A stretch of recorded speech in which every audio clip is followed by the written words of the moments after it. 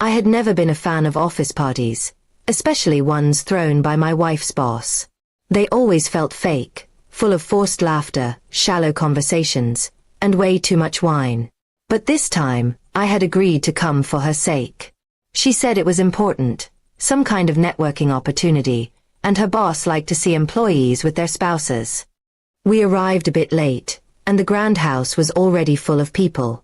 Laughter echoed through the hall, music was playing in the background, and waiters walked around offering drinks. My wife, Sophia, quickly disappeared into a crowd of co-workers, leaving me standing awkwardly by the food table. I grabbed a glass of wine and tried to blend in. A few people nodded politely, but I wasn't really part of the scene. Sophia looked happy, chatting with her team, laughing at some joke her boss had made. I stayed in my corner, sipping slowly and checking the time every few minutes. After about an hour, I decided I'd had enough.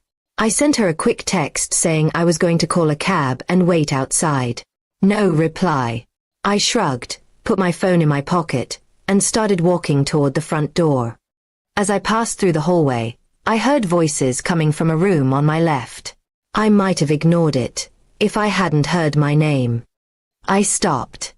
The door was open just a crack, and inside I could see Sophia and her boss, Mr. Langford, talking. They didn't notice me. I wasn't trying to eavesdrop, but my feet froze on the floor when I heard what she said next. He has no idea. I can lie to him all day, and he'd never know. It's almost too easy, she said with a laugh. Mr. Langford smirked. You're good at it. I'll give you that. He really doesn't suspect anything. Not a thing, she said, sipping from her wine glass. He thinks I'm just working late. Or tired. Or stressed. Honestly, he's clueless. I felt the blood drain from my face. My heart pounded so loudly I was sure they could hear it. Mr. Langford stepped closer to her. And what about us? When are we going to stop sneaking around? Sophia gave a wicked smile. Soon. I just need to figure out the right way to end it. I can't have him getting emotional or suspicious. He'd lose it if he knew. I backed away, my body numb. My own wife. With her boss. Mocking me. Planning to end our marriage without even telling me first. I wanted to burst in and yell, but I couldn't. Not yet. Instead, I walked quietly back to the living room, pretending I had just gotten lost on my way out. I stood there for a moment, catching my breath, trying to process what I had just heard. I thought about leaving immediately, calling a cab and never looking back. But something in me changed. I wasn't going to let her walk away like nothing happened. I needed a plan. I went back to the party and pretended everything was fine. I even smiled when Sophia found me and asked where I had been. Just getting some fresh air, I lied, looking into her eyes. She didn't flinch. She was good at this. For the rest of the night, I watched them. The small glances they thought no one noticed. The way he touched her back as he walked past. Every detail stood out now, crystal clear. When we got home, she acted normal. Talked about the party, her co-workers, even joked about how boring some of them were.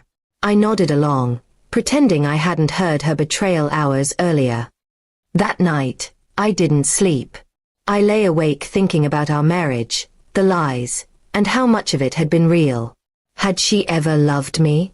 Or was I just a safe choice until something more exciting came along? The next day, I started gathering evidence. Messages, emails, phone logs, anything that would prove what I already knew. I wasn't going to confront her empty-handed. Within a week, I had everything I needed. Photos of them leaving hotels together. Call records. Even voice recordings. Enough to ruin both their reputations. I didn't lash out. I didn't scream. I calmly called a lawyer and began divorce proceedings. I froze our joint accounts and changed the locks while she was at work. When she came home and found the notice on the table, she looked confused. What's this?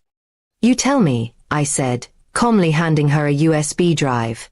Maybe listen to what's on there. She listened. Her face drained of color. She opened her mouth to speak, but I stopped her. I heard everything that night. Every word. You were going to end it, remember? Let me make it easier for you.